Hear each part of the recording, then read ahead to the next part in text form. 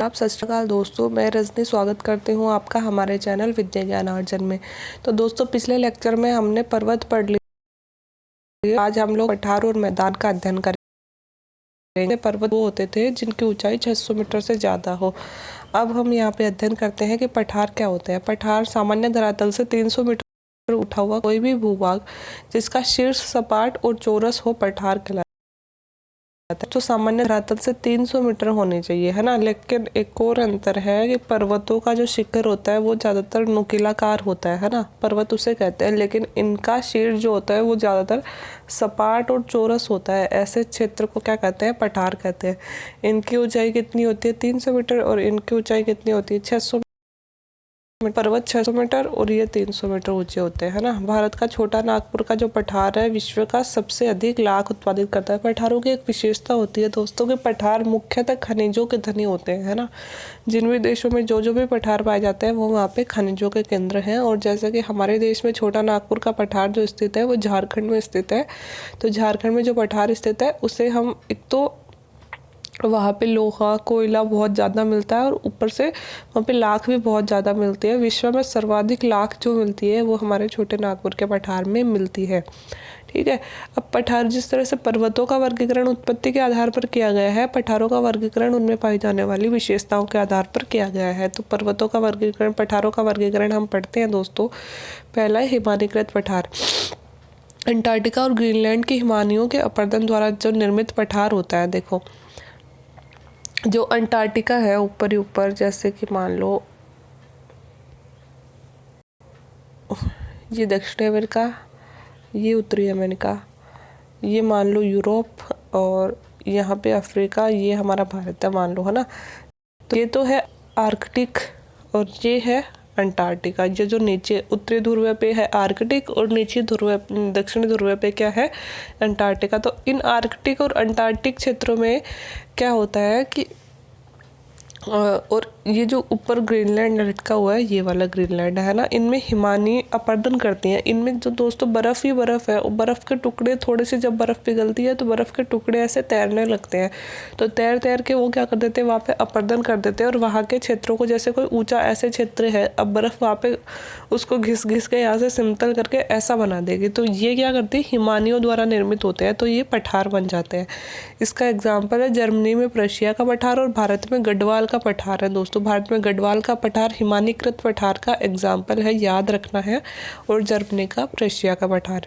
अब है पवनकृत पठार, जो ऑब्वियसली इनके नाम से स्पष्ट है दोस्तों कि जो पवनकृत पठार वो पवन से निर्मित होगा। लंबे समय से पवन द्वारा लाई गई मिट्टियों के निक्षेप से बना होता है। तो जैसे पवन कहीं पे मिट्टी ला ला के निक्षेपित कर रही है, और अंत में पहले वो ऐसा था, अब वो क्या हो जाएगा? ऐसा ऐसा कुछ हो जाएगा, है ना, वो धरातल। तो वो क्या हो गया? पठार बन गया। 300 मीटर की ऊंचाई उसने ले ली तो वो पठार बन गया। तो ऐसे पठार कौन से हैं? पाकिस्तान का पोटवार का पठार, और चीन में लोयस मिट्टी पाई जाती है दोस्तों। लोयस मिट्टी का जमाव वहाँ पे होता है, तो चीन का लोयस का पठार, ठीक है। अब है जलकृत पठार। नदियों के अवसाद से जो निर्मित पठार होते हैं वो जलकृत पठार कहलाते हैं, है ना।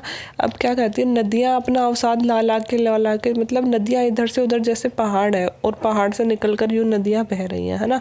तो पहाड़ से कंकड़ पत्थर मिट्टी बजरी ये बहा कर लाती रहती है नदियाँ, और यहाँ पे मान लो अवशेष मतलब इनको जमा कर दिया। तो ये तो कोई पहाड़ है और यहाँ पे जमा कर दिया, तो धीरे धीरे इसकी ऊंचाई भी 300 मीटर तक हो जाएगी, है ना। तो ये क्या बन जाएगा? फिर ये पठार बन जाएगा, है ना।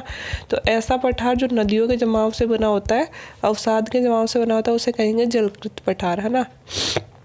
इसका एग्जाम्पल है भारत में चेरापूंजी का पठार। भारत में जो चेरापूंजी पाई जाती है, कहाँ पाई जाती है? ये भारत का उत्तरी पूर्वी हिस्सा है दोस्तों, ये, है ना। तो इसमें ये यहाँ पे मेघालय प्रदेश है ना, और मेघालय में पाई जाती है चेरापूंजी, है ना। तो भारत में चेरापूंजी में नदियों द्वारा निर्मित पठार का निर्माण किया गया है, उसे हम जलकृत पठार कहते हैं। और अमेरिका का शान का पठार भी, म्यांमार का जो शान का पठार है वो भी जलकृत पठार का ही उदाहरण है, ठीक है। अब है गिरिपथीय पठार। गिरिपथीय पठार होता है पर्वतों के आधार पर स्थित कोई पर्वत है दोस्तों, ये तो पर्वत है और यहाँ पे कोई पठार बन गया, तो ये पर्वत की तली में हो गया ना। तो पर्वत के आधार में जो पठार निर्मित होता है उसे हम बोलते हैं गिरिपथीय पठार, है ना। अथवा पठार के एक ओर पर्वत हो और दूसरी ओर सागर हो। तो ये पर्वत है या पठार है यहाँ पे सागर है, तो पठार के एक और पर्वत हो गया, दूसरी ओर सागर हो गया। ऐसे पठार को भी क्या बोलेंगे, गिरिपदीय पठार ही बोलेंगे, है ना। इसका एग्जाम्पल है यूएसए का पिडमॉन्ट पठार, सबसे अच्छा एग्जाम्पल है दोस्तों गिरिपदीय पठार का, जो यूएसए में स्थित है ना। और दक्षिणी अमेरिका का पैटागोनिया का पठार, दक्षिणी अमेरिका में पैटागोनिया का पठार भी है, वो भी उसी का एग्जाम्पल है, ठीक है। अब है अंतरा पर्वतीय पठार। अंतरा पर्वतीय पठार क्या होता है, जिसके चारों ओर पर्वत हो दोस्तों। ये चारों ओर कोई पर्वत है और बीच में एक पठार बन गया, मतलब थोड़ा नीचा क्षेत्र है, इन जैसा नहीं है, तो उसे क्या बोलते हैं, अंतरा पर्वतीय पठार। जो तिब्बत का पठार है वह सबसे ऊंचा पठार है विश्व का, वह इसी का एग्जाम्पल है, जिसमें एक तरफ हिमालय दूसरी तरफ कुंड पर्वत स्थित है। ये देखो दोस्तों, ये भारत है, और भारत के यहाँ पे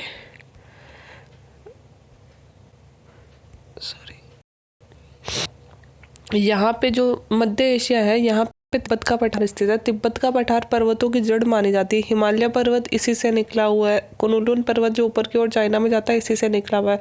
और भी छोटे छोटे जैसे हिंदू कुश, सुलेमान, कीर्थर, है ना, त्यान शान, ये सब पर्वत ऐसे चारों तरफ इससे निकले हुए हैं, है ना। तो ये जो खुद है, ये पठार है, इसे विश्व के छत भी बोलते हैं। विश्व का सबसे ऊंचा पठार है, इसे ही पामीर का पठार भी बोलते हैं। ये क्या है कि चारों ओर से पर्वतों से घिरा हुआ है ना। सबसे मुख्य पर्वत इसमें नीचे की ओर हिमालय और ऊपर की ओर कुनलुन है। तो इसे क्या बोलेंगे हम, इसे बोलेंगे हम अंतरा पर्वतीय पठार, ठीक है। इसे हम अंतरा पर्वतीय पठार कह देंगे। अब देखते हैं दोस्तों, अंतरा पर्वतीय पठार का सबसे अच्छा एग्जाम्पल तो तिब्बत का पठार है, जो विश्व का सबसे ऊंचा पठार है। और एक और एग्जाम्पल है कोलंबिया का पठार, एक है बोल्विया का पठार। दोस्तों कोलंबिया का पठार है जो उत्तरी अमेरिका में है।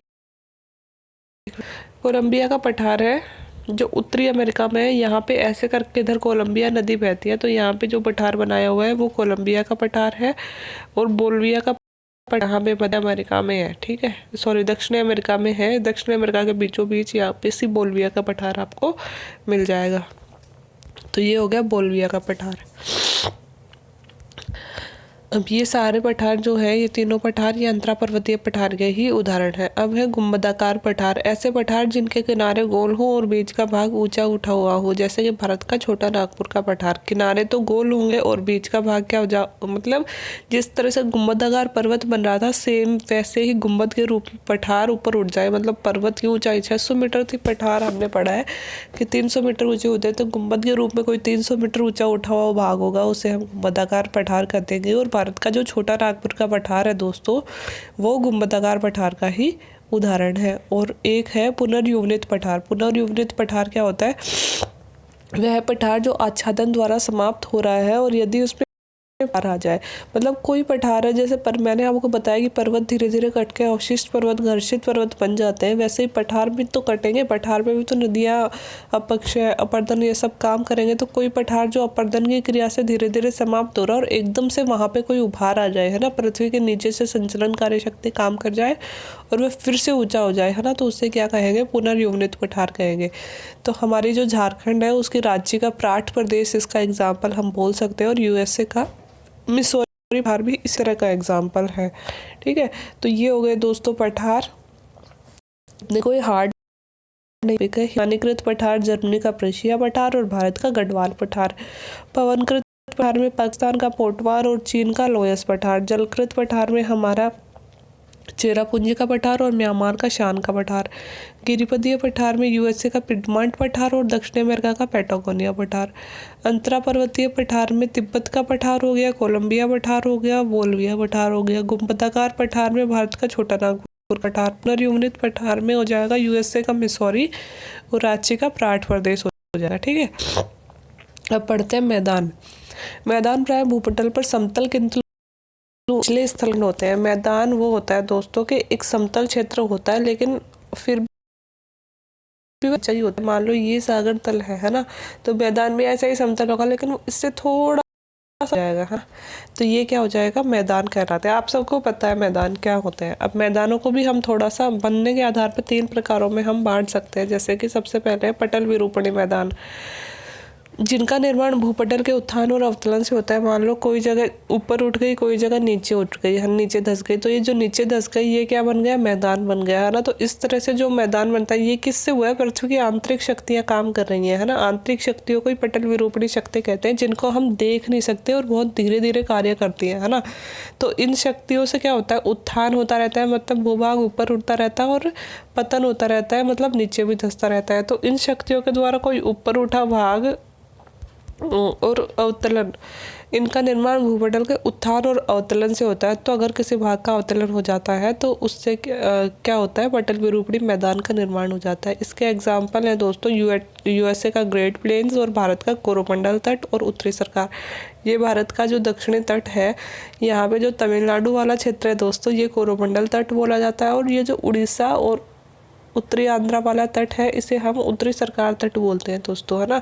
तो ये दोनों ही निमग्न के उदाहरण है, मतलब समुद्र तल में कुछ कुछ भूमि यहाँ पे डूबी है, नीची भूमि पाई जाती है, तो इन्हें हम कोरोमंडल का मैदान, उत्तरी सरकार तट या फिर उत्तरी सरकार का मैदान इन्हें हम बोलते हैं। तो ये इसी पटल विरूपणी शक्ति के द्वारा बने हैं। फिर है अपरदनात्मक मैदान। भूपटल से उत्पन्न विशेष विषमताओं को दूर करने में नदी, हिमानी और पवन के अपरदनों द्वारा निर्मित मैदान।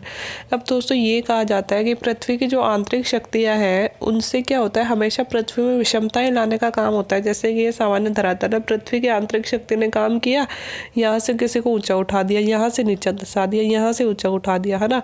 तो ये क्या हो गई, विषमता उत्पन्न हो गई। पहले ऐसा धरातल था, अब ऐसा बन गया, है ना। तो ये काम किसका हुआ, ये काम हुआ पृथ्वी की आंतरिक शक्तियों का। तो पृथ्वी की जो आंतरिक शक्तियां हैं वो हमेशा विषमताएं लाने का ही काम करती है ना।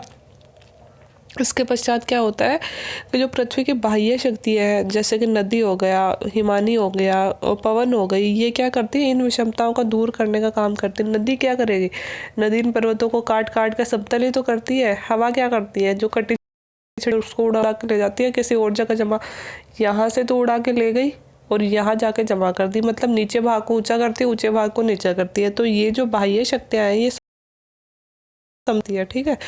तो क्या होता है कि भूपटल पर उत्पन्न विषमताओं को दूर करने में नदी, हिमानी के अपरदनों से जो निर्मित मैदान होता है, मतलब इसी तरह से जो नदी, हिमानी और पवन ये अपरदन को दूर करने का काम करती है।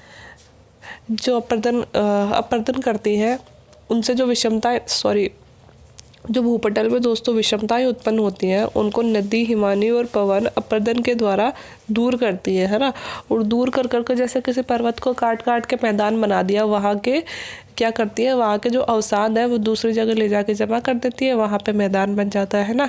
तो इस तरह से जो अपरदन से निर्मित मैदान हो गए वो क्या होते हैं, अपरदनात्मक मैदान होते हैं। जैसे कि इस पे अलग अलग प्रक्रम कार्य कर रहे हैं, हमने देखा हिमानी भी काम कर रही है, भूमिगत जल भी कर रहा है, नदी भी कर रही है, पवन भी कर रहे हैं। तो हिम अपरदन से जो मैदान बने हैं वो यूएसए में बने हैं दोस्तों, इन्हें हम हिम अपर्दित मैदान कहते हैं। भूमिगत जल के घोलीकरण द्वारा जो मैदान बने हैं वो कास्ट मैदान बने हैं दोस्तों, इन्हें हम एड्रियाटिक तट कहते हैं, है ना। एड्रियाटिक तट नहीं कहते, एड्रियाटिक तट पे कास्ट निर्मित मैदान पाए जाते हैं, जहाँ पे चूना पत्थर ज़्यादा पाया जाता है दोस्तों। और चूना पत्थर बहुत जल्दी घुल जाता है ना, और उनके घुलने से कई तरह के मैदान यहाँ पे बने हैं। और पवन द्वारा तो हमने पढ़ा ही है कि लोयस का मैदान बना है चीन में। अब है निक्षेपित मैदान, ये तो अपरदन द्वारा हो गए। अब जो यही अपरदित पदार्थ होते हैं दोस्तों, इनको दूसरी जगह जमा करने देना ही क्या होता है, निक्षेप। निक्षेप मतलब इकट्ठा कर देना। तो नदी द्वारा निर्मित मैदान कौन से बनेंगे, नदी निक्षेप करके क्या बनाती है, जलोढ़ मैदान बनाती है, भाबर के मैदान बनाती है, ठीक है। और बाढ़ के मैदान बनते हैं। बाढ़ से दोस्तों एक तो खादर बनता है, एक बांगर बनता है ना। खादर क्या होता है, जहाँ पे नदियों के बाढ़ का पानी प्रतिवर्ष पहुँच जाता है, और बांगर क्या होता है, जहाँ पे प्रतिवर्ष बाढ़ का पानी नहीं पहुँच पाता, ये बांगर हो गया। डेल्टा मैदान बन गए। डेल्टा में भी ऐसे ही ऊंची नीची भूमि पाई जाती है दोस्तों की चार और बील, है ना, आदि मैदान बनते हैं। चार होता है जहाँ पे पानी नहीं पहुँच पाता, मतलब चार थोड़ी सी ऊंची भूमि हो जाती है और बील थोड़ी सी नीची भूमि हो जाती है। तो इस तरह के जो मैदान होते हैं, जैसे कि जलोढ़ मैदान हो गया, भाबर मैदान हो गया, खादर और बांगर हो गया, चार और बील हो गया, ये सब क्या होते हैं, निक्षेपित मैदान होते हैं। तो ये थे दोस्तों पर्वत और मैदान। उम्मीद है आपको समझ में आ गया होगा। फिर अगर कोई कन्फ्यूज़न हो कहीं पे तो आप नीचे कमेंट बॉक्स में कमेंट करके पूछ सकते हैं। वीडियो अच्छा लगा हो तो प्लीज़ लाइक करें, शेयर करें और सब्सक्राइब करें। Thank you very much.